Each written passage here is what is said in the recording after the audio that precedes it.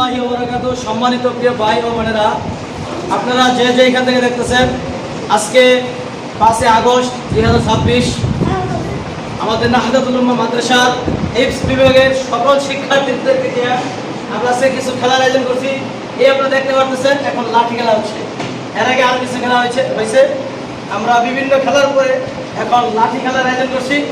আপনারা যে যেখান থেকে দেখতেছেন, যদি আমাদের আজকে খেলাটি ভালো লাগে, ভিডিওটি ভালো লাগে, আপনারা সকলেই ভিডিওটি লাইক কমেন্টস করে আপনারা সকলে আমাদের পাশেই থাকবেন এবং কি আমাদের বেশি ভালো করবেন।